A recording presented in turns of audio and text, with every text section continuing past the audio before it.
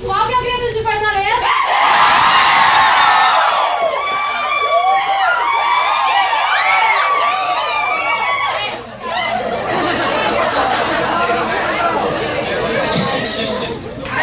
Esse grito tem várias conotações.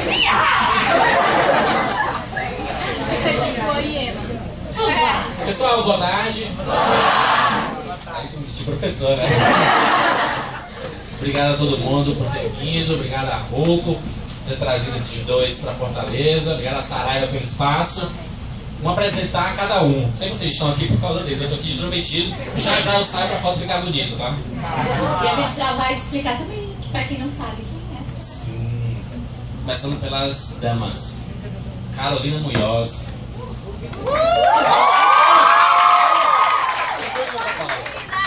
Autora de A Fada, O Inverno das Fadas, Férica. E agora no coro, tá? No 3, 2, 1, nome do livro, novo livro, tá? 3, 2, 1. Carolina Munhoz.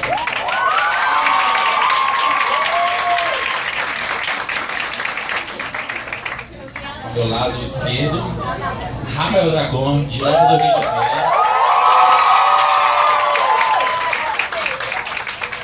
Autor da trilogia Dragon Jeter. Ele disse que hoje tem novidades sobre o quarto. Ele vai...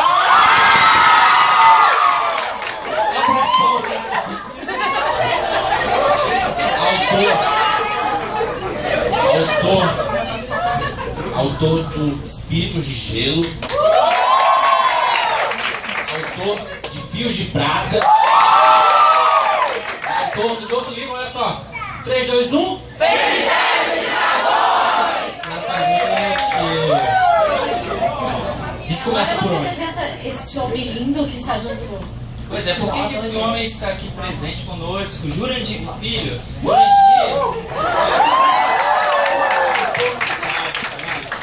Jurandir, ele é o João Kleber do podcast, né? Ele é o polêmico. E nós fazemos parte, eu e Carol, da equipe do Rapadura Cast, né? É o melhor podcast sobre cinema da internet brasileira. E também o podcast mais conhecido sobre cinema da internet brasileira. E Vindo do Nordeste, gente, olha só.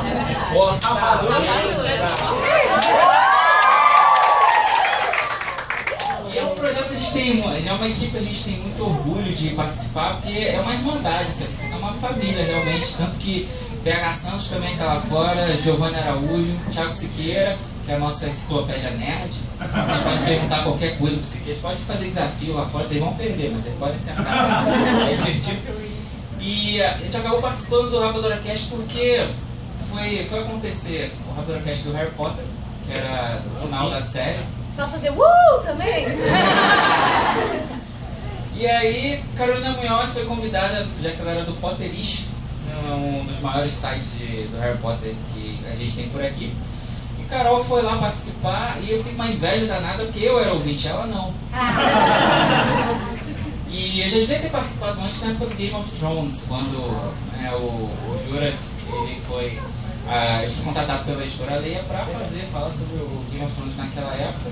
E vocês sabem que eu fui responsável por trazer Game of Thrones para o Brasil.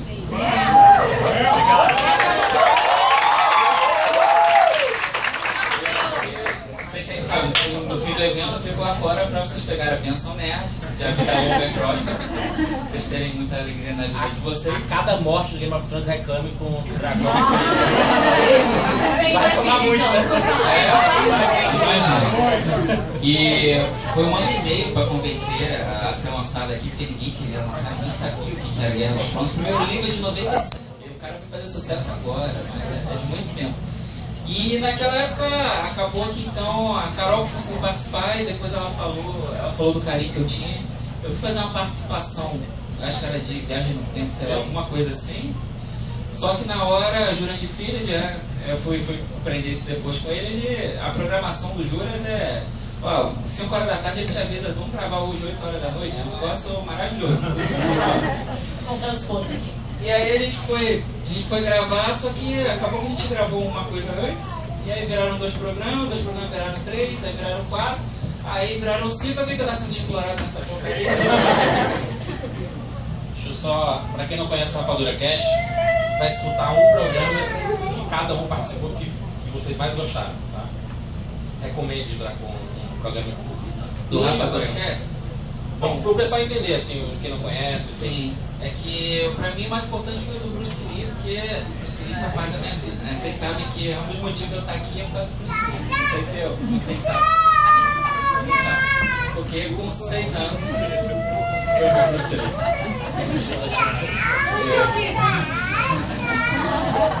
E aí eu prometi que eu ia ser tudo que ele era, que ia ser escritor, faixa preta e ia trabalhar no cinema. Aí foram 20 anos pra chegar aqui. Então o podcast foi muito emocionante, eu contei coisas lá que eu só costumo contar em palestras, em eventos preparados para isso, em palestras mais fechadas, e aí o Juras proporcionou essa experiência da gente conversar com um grande número de ouvintes, e a gente recebeu mensagens do Brasil inteiro, né? Até hoje chega mensagem, né, emocionada daquele cast. E então tanto ele quanto o último da Culpa das Estrelas, porque é meio que um complemento. O que a gente conta no final ficou muito forte, então são os 2 casts que eu acho que eu indicaria. Você coloca no Google, né? Bruce Lee, Rapadura Cash ou A Culpa das Estrelas, Rapadura Cash, vai aparecer Carol. Então, e até lá no Rapadura Cast que a gente normalmente faz, tem um filme em sucesso e a gente vai lá e comenta, tem um grupo de pessoas selecionadas pelos júris e a gente comenta. E eu comecei então com Harry Potter, já fiz Jogos Vorazes, já fiz Crepúsculo, já fiz de tudo. E aí eu acho que o mais marcante foi As Vantagens de Ser Invisível, que foi muito, muito marcante pra mim, porque eu falo um pouco do que eu passei também sendo invisível no meu colégio, que também tem muito hoje em dia no Reino das Rosas Mascado. Então, se vocês depois tiverem oportunidade, cinemacomrapadura.com.br é o site, rapaduracast.com.br é o podcast, sempre lá novidades de cinema com o Jurandir Filho e toda a equipe. Agora veja como propaganda, né? mudou, né? Quando que essa mulher seria invisível hoje?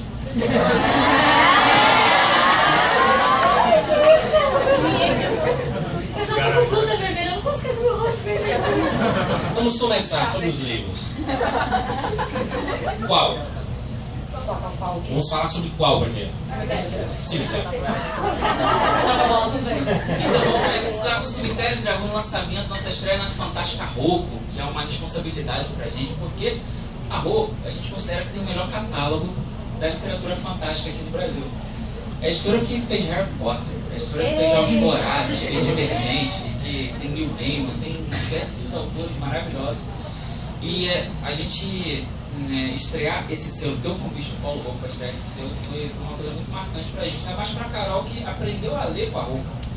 Ela aprendeu a ler com Harry Potter, com Paulo Coelho, com as Brumas de Avalon, ela foi ser livreira para poder ler os livros de graça da Rocco também. São todos os podres, né? Olha só.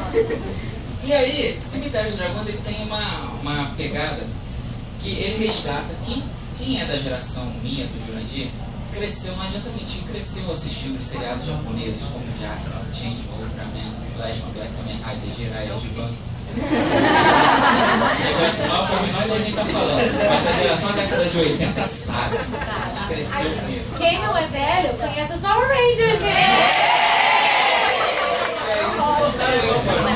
Seu amigo é senhor agora. É um bebê. O que são os Power Rangers? Eles pegaram os atores americanos, fizeram as primeiras partes, e na hora que eles se transformavam, eles picotavam, eles cortavam o seriado japonês, as cenas, e colocavam de luta lá. Por isso que você tá na Alameda dos Anjos, e quando eles se transformam, vai para uma pedreira no Japão. E depois volta para a Alameda dos Anjos. Então, para resgatar esse sentimento que a gente tinha, nasceu o Cemitério de Dragões. Só que é um livro, a proposta dele é transformar toda aquela galhofa que tinha naqueles seriados, porque eles eram muito coloridos, eles tinham aquelas cenas de transformações, mas não tinha sangue, quando batia saia faísca, os monstros de borracha, Yotai. E aí a ideia era tirar toda essa galhofa, fazer uma coisa séria, usar o conceito de pessoas, de Metal Heroes, né, o conceito de armaduras mas que misturava fantasia com ficção científica, porque era isso que eles eram. E aí nasceu esse cenário, onde a gente tem 5 pessoas de diferentes lugares do mundo, diferentes culturas, diferentes formas de pensar, e cada uma delas sofre um acidente e elas acordam em um local que elas não compreendem o que está acontecendo, um local de dracônicos, um local de entidades, um local de dragões, dessa vez de dragões, não que é dragões. E eles precisam não apenas compreender os motivos de eles estarem ali, mas também eles precisam criar uma nova tecnologia baseada em sangue de dragão e metal vivo para poder enfrentar e sobreviver no meio daquela ameaça. Então é da onde vão nascer os heróis metal, os Metal Heroes. Vão nascer a tecnologia dos cemitérios de dragões, o legado Ranger, que é onde a gente começa essa série. Tu transformou o que era o Power Rangers, o Super Sentai, em algo sério, né? Com background, que a gente acredite que aquelas pessoas existem, né? Porque no Power Rangers, por exemplo, eles se encontravam numa lanchonete, parecia a Malhação antiga, assim. Aí acontecia, eles viam na TV, está acontecendo algum problema na fábrica, aí vai todo mundo pra lá, teletransporta e começa. E eles conheciam, né? Era como se fosse, vamos pegar aqui da Rapadura Cast, isso, não era mais para sentar. Exatamente.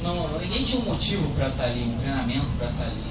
E isso era uma coisa dos Power Rangers também muito, porque era um programa infantil. Os japoneses, eles tratavam um pouco mais de seriedade, mesmo na galhofa, eles tratavam um pouco mais de seriedade. Até porque japonês é uma maravilha, né? Já viu TV japonesa? As pegadinhas da escola, leve perto das pegadinhas japonesas, que não é nada. E aí, eles lá, eles tratavam de uma maneira diferenciada e era o que eu queria resgatar, porque a gente aqui no Brasil, os mais conhecidos eram os Flash e os Changeman, que eram os que a gente mais amava. E o que eu resgatei dos Flash, nessa coisa de que eram, até a abertura dizia isso, um dia 5 crianças foram arrancadas da Terra e levadas para os confins do universo. E após 20 anos, o Comando Estelar, Flash é brilhante. Eles inventaram o Twitter, antes do Twitter, 170 caracteres, você tinha sinopse, né? Então eles resgatou isso. O Power Ranger apareceu os Zordon, né? Disse assim, escolha 5 rapazes, 5 jovens audaciosos e incontroláveis. E dos Changeman, eu resgatei a ideia de que eles não eram uma equipe super-herói propriamente dita, eles eram uma equipe militar, eles eram treinados como sargento militar. Fazia até mais sentido no roteiro que os outros Sentais. Então era essa ideia dos 5 tirados de uma realidade devolvidos, mas também da coisa de ser mais uma equipe paramilitar, porque não é uma equipe militar, mas do que uma equipe de super-heróis. Muito bem. Vamos. Bem, estou lançando agora o Reino das Vozes que Não Se Calam, em parceria com a Sofia Abraão, que é de... Legal, muito bom, obrigada por terem comparecido aqui. O que aconteceu? O ano passado a Sofia Abraão leu o meu segundo livro, Inverno das Fadas, na novela Amor à Vida, e desde então a gente começou a ter um contato entre nós e começamos a conversar. E a Sofia, ela sempre teve interesse em incentivar os tirolipos, que são os fãs dela, a começarem a ler. E assim, eu acompanhava já a Sofia e os fãs dela há 1 ano e meio na internet. E como autora de fantasia eu achava incrível, porque eles têm um reino mágico, em que eles acreditam que eles realmente vivem nesse reino mágico, e que ela é uma rainha, princesa deste reino, e cada um tem uma função. É assim, é incrível. Eu comecei a pensar, ok, isso é uma história fantástica. E quando surgiu a ideia pelo Rafael Dracon e o Felipe Caralto, por isso agradeço a ele pelo livro, quando surgiu a ideia de escrevermos um livro assim, as duas se empolgaram de, ok, nós podemos pegar esse reino que já existe na internet e transportá-lo para a literatura. Aí o que acontece? Você vê a história da Sophie, que seria meio que um alter ego da Sofia, como se ela não fosse uma atriz famosa, se ela não fosse uma celebridade, sim, uma garota normal, passando por dificuldades do dia a dia, então passando por bullying, passando por depressão. E ela acredita que toda vez que ela dorme, ela vai para um reino mágico, onde lá todos ela adoram. Aí ela fica pensando, ok, por que eu vou ficar no meu mundo, onde ninguém me compreende, sendo que existe um mundo onde todo mundo me acha importante? E esse é o conflito que tem no Reino das Vozes que Não Se Calam, porque tanto eu quanto a Sofia, nós passamos muito bullying na nossa infância. Então a gente pensou assim, poxa, se na adolescência nós tivemos momentos assim, por que não conversar com outros jovens, com outros adultos que tiveram isso e que estão passando por isso? Então trouxemos para vocês agora o Reino das Vozes que Não Se Calam. Estamos muito felizes com a recepção, com a venda na Bienal, que foi incrível. Eu falo que tanto o Rio de Janeiro quanto a Bienal foi meio The Walking Dead, assim. A gente chegava no lugar, gente, sério. Eu falava, meu Deus, o que está acontecendo lá? Relaxa, isso é normal. Não é normal, gente. Mas agora, se acontecer um apocalipse zombie, eu já estou preparada, já sei como esquivar ali. Estamos muito felizes passando por essa tour, conhecendo os tirolipos e vendo os féricos sempre que estão me apoiando. Obrigada, galera. Começando com perguntas. Então, ela tinha feito um. Tá, mas deixa eu te atropelar, só fazer uma pergunta rápida. Porque eu quero entender esse tiro-lipo. Qual o significado, pelo amor de Deus? Então, foi uma brincadeira de Twitter. Uma vez ela ouviu a palavra tirolipo e ela decidiu twittar meus tirolipos e pegou isso. E assim, existem celebridades, existem fãs, mas existe a Sofia e os tirolipos.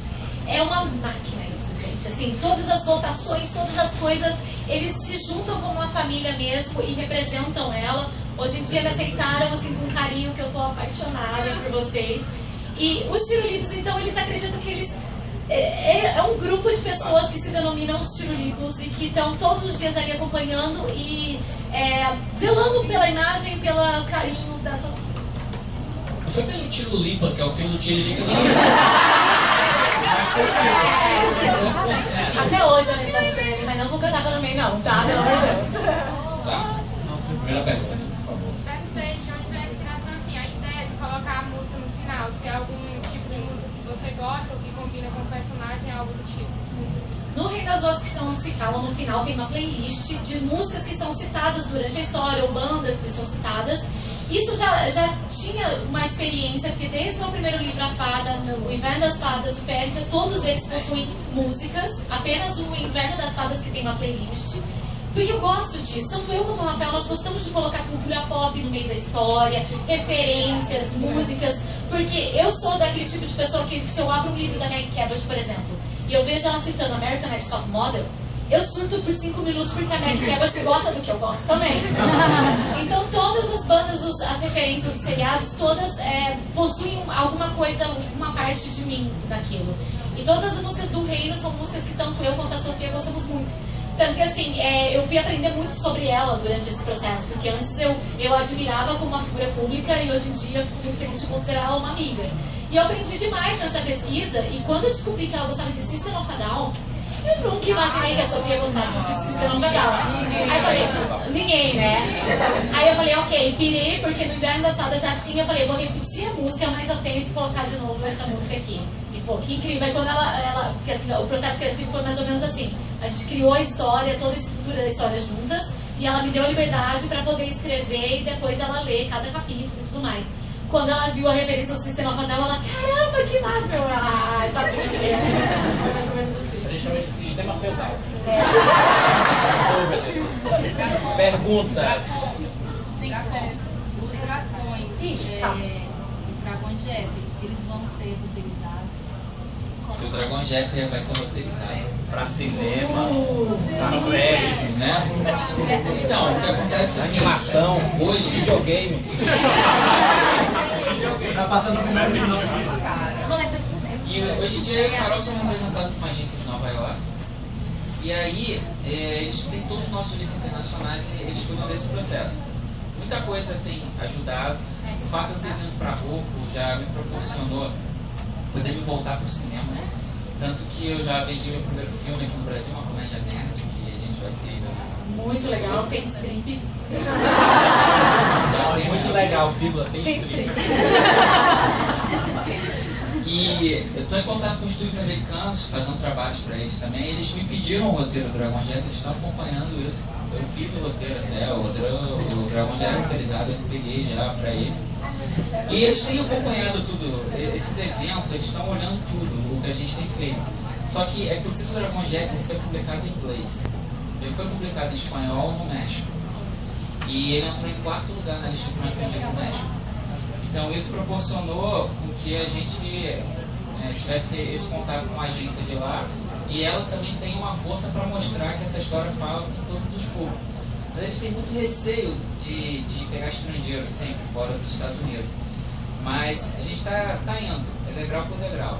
Então o próximo degrau é esse. Mas, a parte disso, Dragon Jet vai virar mangá.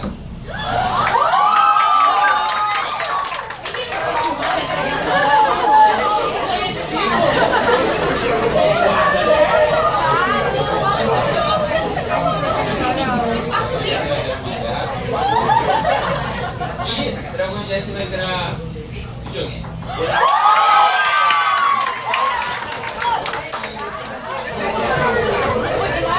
Vamos derrubar aqui, né?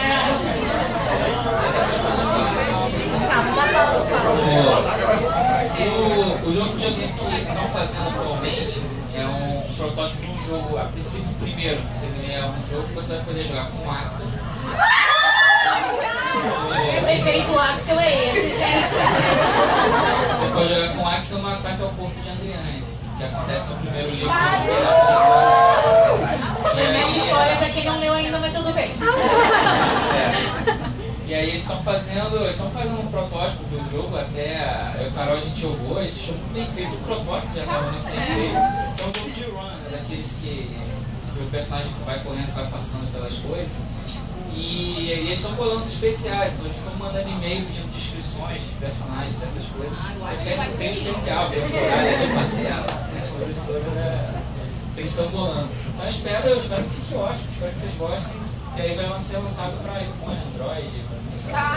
E aproveitando esse momento jabá aqui, já contar as novidades também. Não sei se vocês viram as postagens, mas tanto eu quanto o Rafa estamos com uma linha de camisetas agora na Nerd Universe. Então tem moletom do Dragon Jeter, tem camiseta do Dragon Jeter. Tem a camiseta do Axel com a Maria e a frase deles, que não sei se vocês lembram dessa frase, que é a frase mais reprintada de todo o livro, por isso que a gente escolheu como a primeira camiseta. Vem a Maria e o Axel apontando para as estrelas e vem a frase: existem bem poucas coisas pelas quais vale a pena viver e morrer. O amor é uma delas. Vocês descobriram o que eu casei, né, gente?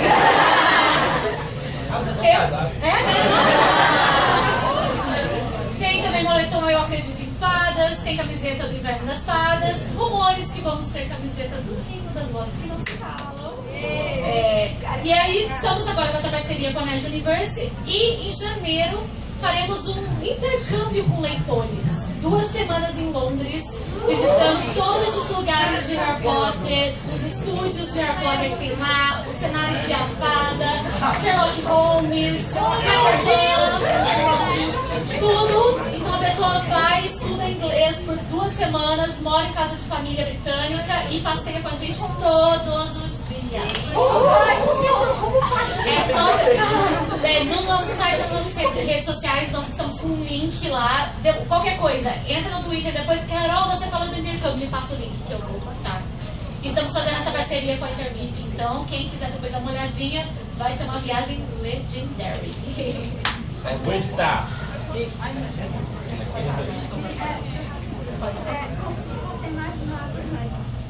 Como que eu imagino? A Tuane. A Tuane, que é a águia dragão do... Então, é como se fosse uma fênix, quase. Ela é uma águia vermelha, ela tem uma tatuagem em um dos olhos só, né, que desce, uma tatuagem meio tribal, e uma penugem que é meio multicolor.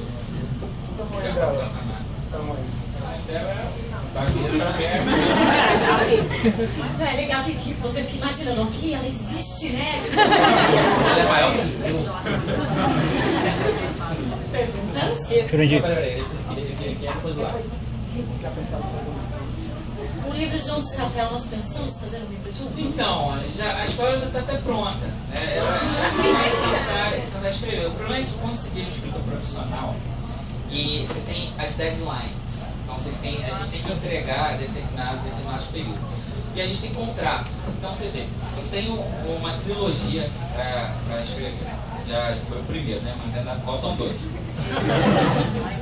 Todos os dias chegam mensagens me perguntando do Dragon Jet 4. Isso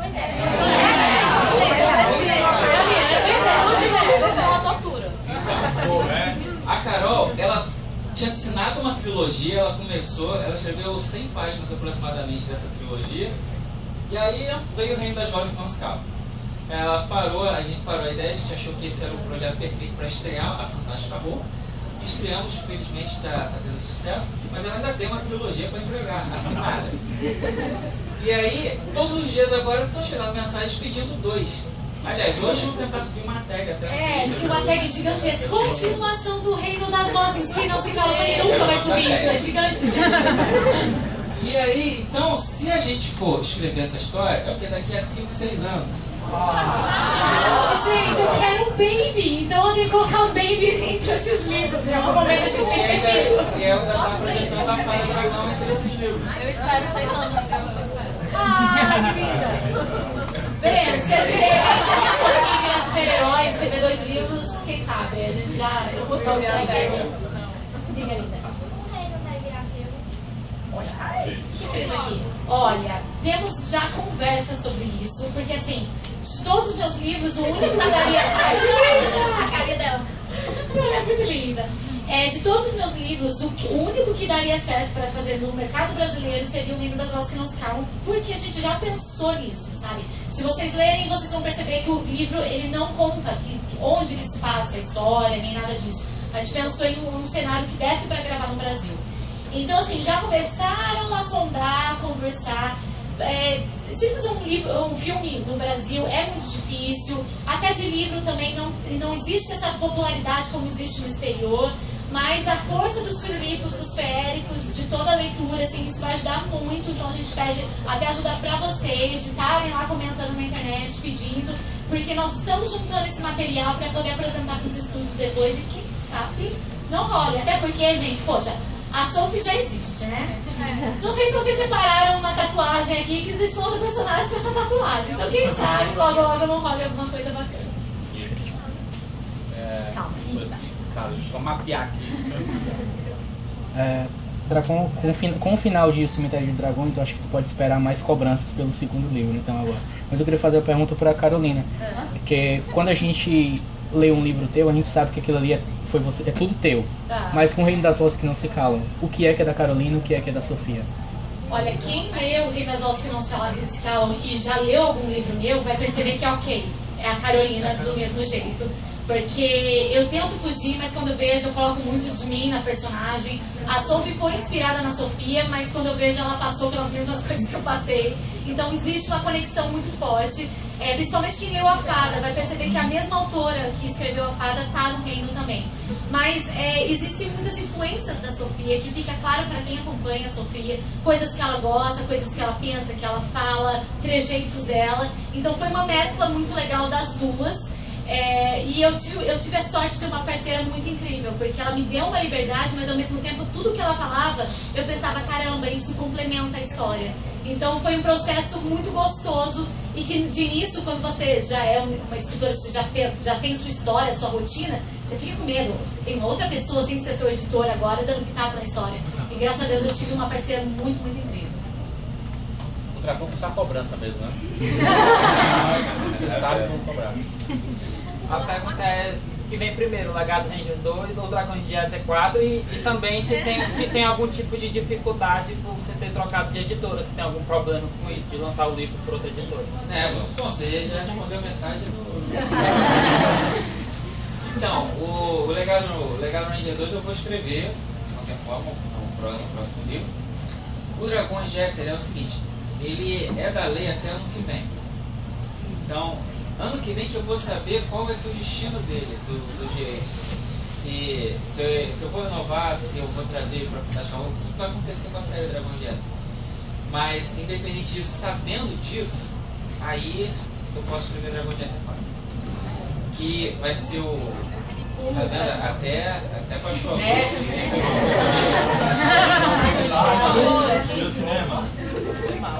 E... O dragão. Essa palavra. A série. Mas então, a série, o próximo Dragão de Éter seria os Dragões de Éter Estandarte de Névoa. E eles passam 5 anos depois de Círculo de Chuva. E eu não sei se vocês sabem, eu tenho uma Bíblia lá em casa, que é um caderno que começou aos 16 anos. Eu fui escrever aos 22, publicar aos 25 para 26. Então, quase 10 anos. É um caderno que tem tudo, desde da geografia de cada rima até a sucessão de cada coisa. Ontem pediram até para eu publicar esse caderno.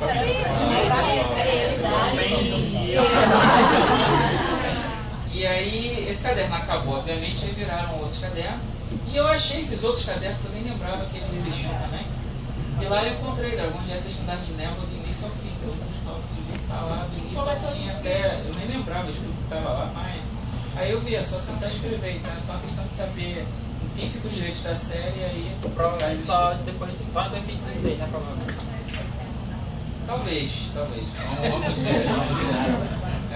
Esse é o problema, a gente nunca sabe a nossa vida editorial. Tanto que eu tinha programado Férica 2 e Férica não tá nem mais no tópico, sabe? Então a gente nunca sabe o que vai acontecer. Pessoas com vontade, né? Vontade, eu tenho vontade de fazer continuação de todos os meus livros, pra vocês terem noção. Mas, ai, que bonitinho. Mas a deadline é complicado. Eu queria perguntar de onde você tira inspiração, assim, se é mais puxado para o lado steampunk, cyberpunk. Eu acredito que o Cemitério dos Dragões seja mais pro cyberpunk, já que você falou que pegou do Jiraiya. A parte das influências, né? Eu adorei o etherpunk que ele falou ali. Tecnologia que E se você tem planos de fazer um novo Nerdcast falando sobre esse livro, do Jovem Nerd, do Azaghal. Você fala Rapadura Cast. Você usar Jovem Nerd e Azaghal, vai falar muito eu gosto.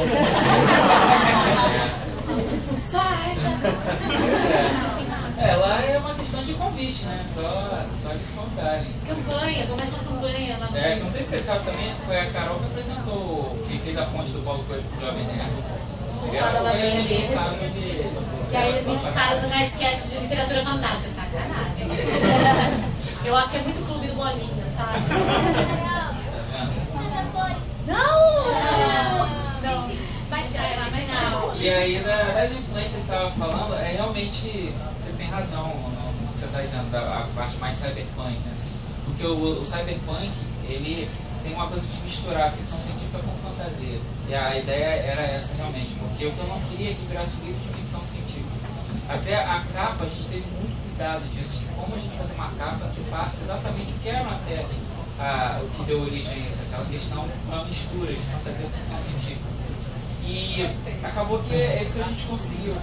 E além disso, eu tenho uma influência muito grande do Final Fantasy, da maneira como a poesia é mostrada, a metáfora espiritual que a gente diz.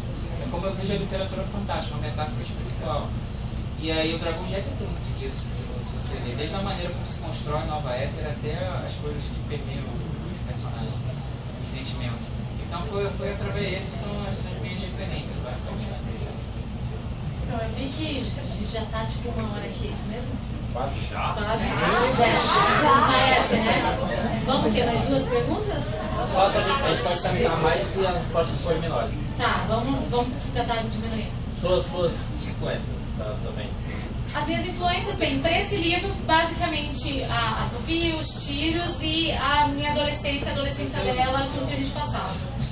Esse tive agora um déjà vu.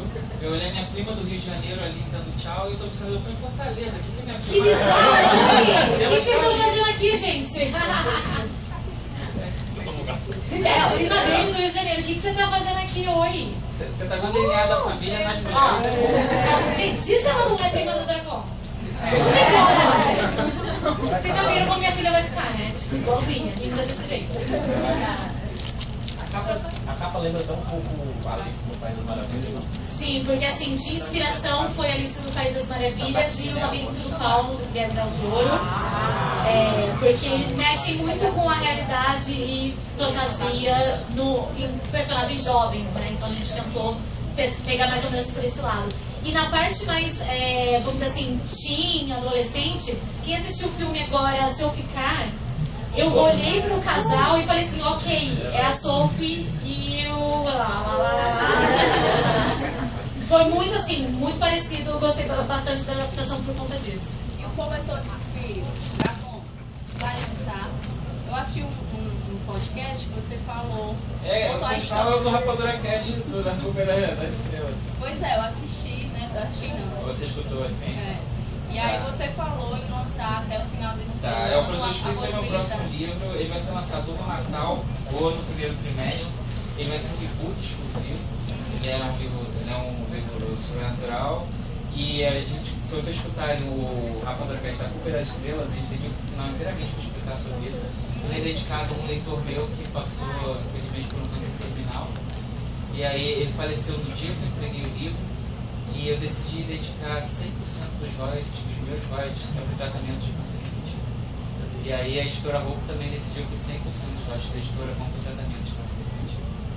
Então, por conta disso, vai ser um book exclusivo. Eu espero que vocês apreciem e acompanhem. Depois escutem o cast da Culpa das Estrelas, lá está bem explicado. Então, a minha primeira pergunta é sobre Dragões de Éter. Só que aí você falou isso, então eu queria saber se você se vê em algum dos seus personagens. Se eu me vejo em algum dos meus personagens, então. Quando eu terminei Dragões de Éter, Corações de Neve, que é o segundo livro, o meu livro preferido dos que eu escrevi até agora, assim, emocionalmente falando, só na última cena do João Hansen, que eu compreendi que ele era uma metáfora da minha vida, eu não tinha compreendido. A questão dele querer se tornar um cavaleiro, como eu vi no plano de escultura, a questão da consagração, a relação dele com o pai dele, tudo era muito parecido. E aquela cena ela é tão forte porque ela remete a uma cena real, as mesmas palavras, é muito parecido. É por isso que ela toca tantas pessoas e a gente recebe mensagens tão emocionadas dele. Gente, o João tem uma loira na vida dele, né? Eu queria saber se algum personagem do Dragão de Éter foi baseado em alguém real. Sim, isso acontece, por exemplo, o meu parceiro de treino lá nas artes marciais, Marcelo, o apelido dele é Marcelo Negão. Ele tem 1,90m, 110 kg mais ou menos de massa. E aí você vai falar com ele, ele é todo gente boa, cria, professor de matemática, nerdão. Aí tira o óculos e ferrou. Aí larga a porra, todo mundo quebra todo mundo. E todo o personagem Snail, o Snail Galfor, ele é todo baseado na movimentação do Marcelo, a maneira como ele lutava, a maneira como ele se movia. Tanto que chegou numa das bienais do Rio, o Marcelo resolveu botar o jaleco e virou o Snail e tirou foto com os filhos.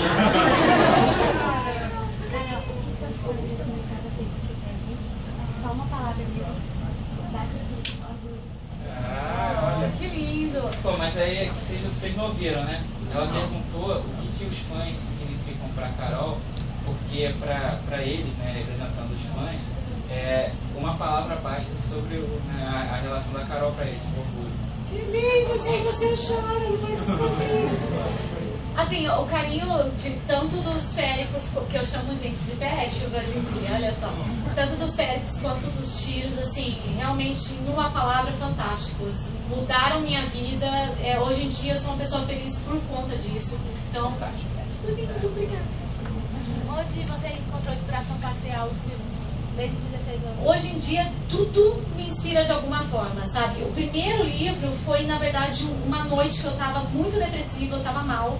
E eu pensei, ok, se existe algum tipo de força superior nessa vida, ou que me leve daqui, ou que me dê uma luz. Porque as pessoas às vezes acham que jovens não passam por depressão, não passam por momentos darks. E eu já passei por um momento muito dark na minha vida. E naquela noite eu sonhei com uma fada, com uma história de amor muito linda.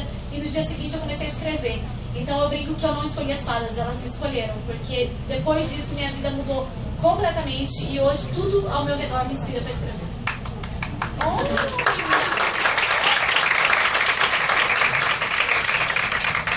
Assim, pro Rafael, eu queria te elogiar pelos Dragões de Éter, porque assim, quando eu li o livro, eu tava também numa fase muito depressiva da minha vida, então tipo, me ajudou muito. Porque eu tinha tentado me matar várias vezes e tal, e o livro me abriu portas, entendeu? De mundos onde era possível você sonhar e realizar os seus sonhos. E aí eu queria te paralisar pra escrever o livro, tipo, tô emocionada até. Ai, eu pensei.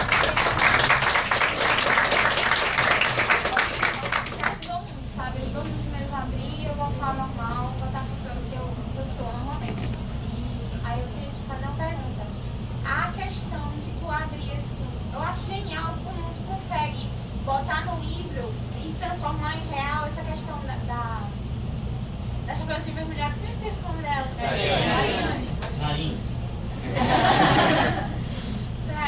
Como é que tu conseguiu assim, arranjar dessa história de ter vários mundos, eles sempre estarem interligados e e a gente conseguir ver aquilo e tal. Eu queria saber como é que tu tirou isso da tua cabeça.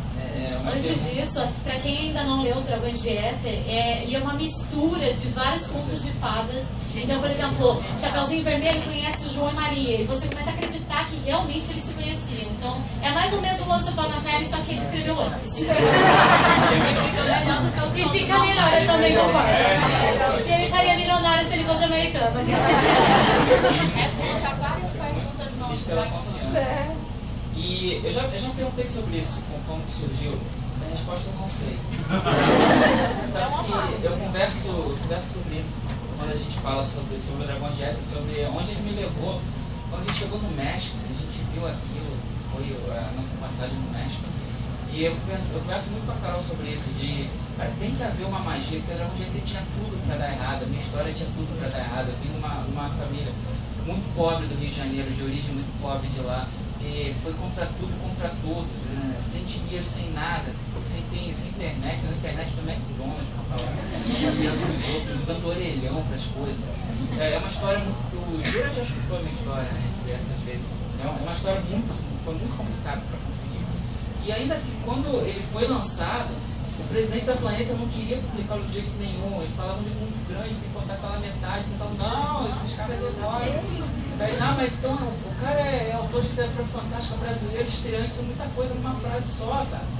Aí até que chegou num ponto que também eles lançaram, eles esqueceram o código de barra do livro, de tanto descaso que foi. A gente não tinha controle de tiragem, controle de venda, controle de preço, não tinha nada.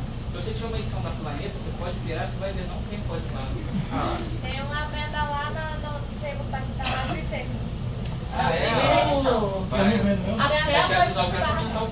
Até aproveitando que ela falou da UFC, na terça-feira, às 10 horas da manhã, 10 horas da manhã na UFC nós vamos ter uma mesa literária lá, muito bacana. A Ingrid que organizou, e ela organizou e a gente vai estar lá fazendo bate-papo também. E quem por acaso estiver em Sobral, dia 17, nós estaremos lá às 6h30 da tarde na novela. Eu vim de Sobral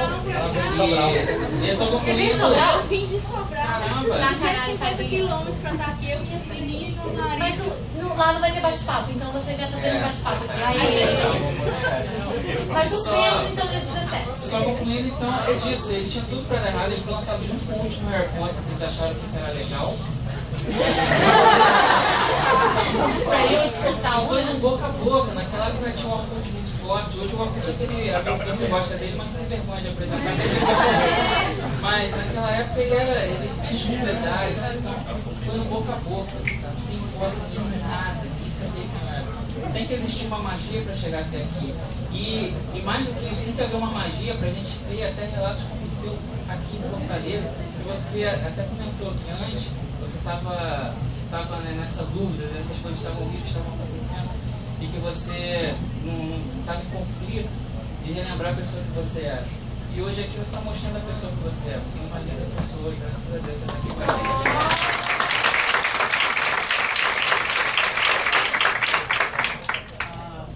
Pergunta, como é que foi o primeiro contato entre vocês e a editora para conseguir lançar um livro?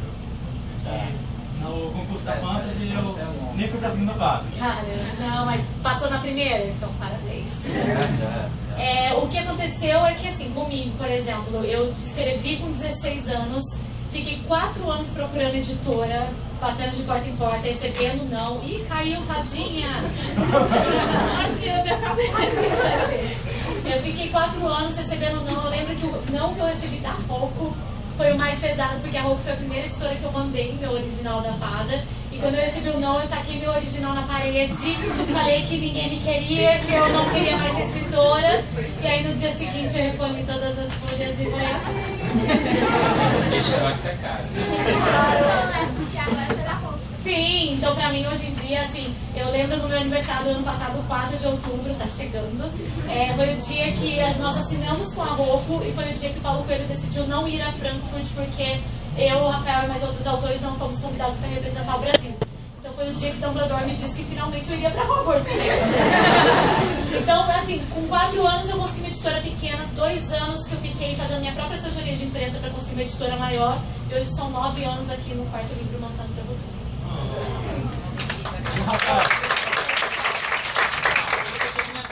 Eu vim de uma origem que era uma origem pobre, e aí acabou que eu fui fazer a faculdade de cinema, fui tentar, mas eu acabei não me formando. Eu fiz a faculdade toda, mas no final eu briguei com a faculdade e quis pegar diploma e deixei pra lá.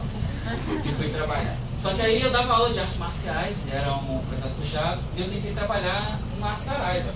Só que a Saraiva não me contratou.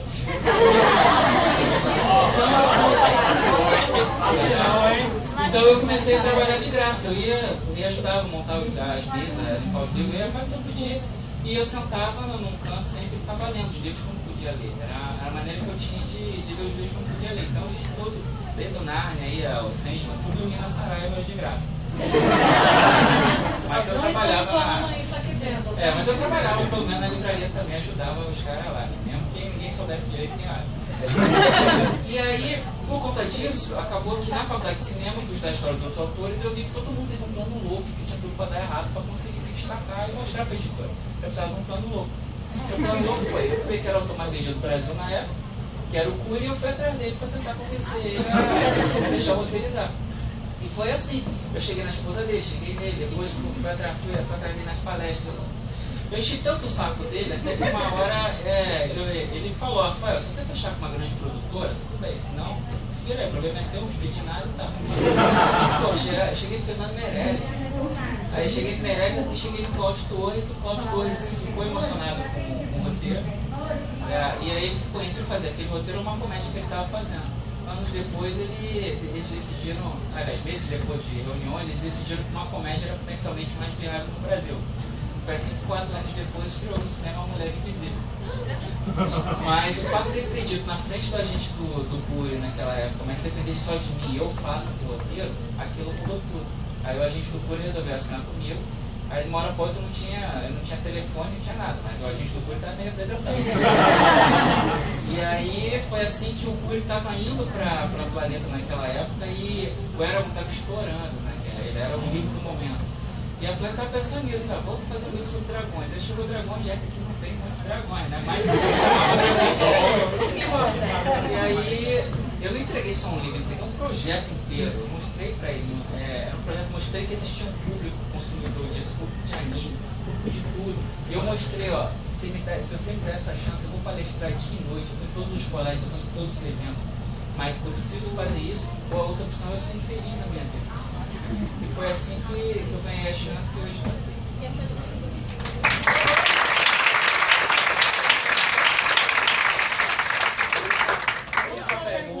Porque ela estava pedindo faz um tempo. Sim, Ingrid, querida, obrigada pela palestra. Se o Rafael alguma vez fez algum personagem Pra mim, tem uma dedicatória. Personagem ainda não, mas se você pegar. Eu sou Iane, o que você tá falando? Você não me conhecia, você me escreveu. Indiretamente já estava montando. Mas nesse livro aqui, a dedicatória. Aliás, você pode. Tem pra cá. Então, Juras, leia aí, porque eu vou ficar emocionada.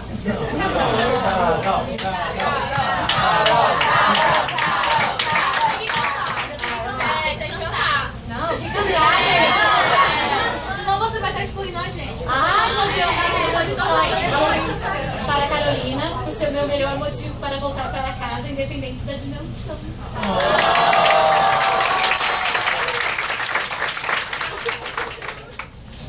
Vamos encerrar, né? Olha, eu só canto se vocês puxarem o Flores e cantarem comigo. Pode ser? Cadê os tirolipos aí pra me ajudar? Peraí que o Jura vai gravar aqui. Ai, Jesus, vai ser... Não. Talvez isso leve o tempo. Talvez quem sabe um dia apenas quando estiver no clima. Vocês têm que cantar comigo, gente, senão eu vou ficar nervosa. Cadê os tirolipos? Vamos cantar? Senão eu não vou cantar, gente. Eu só canto se os tirolipos fizerem backbone. Como é que começa a trabalhar? Vai. Trabalho começa e acaba continuando.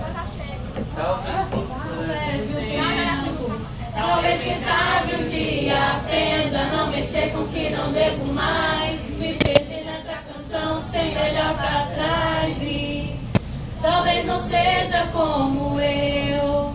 Sempre um dia imaginei que eu estava certa de ficar em paz, mas com você tudo muda e eu não sou capaz. E eu estou aqui. As letras, as cores, o nosso muito pouco hoje. Entenda e veja, eu só queria te perguntar até quando você vai estar aqui. Ai, Jesus!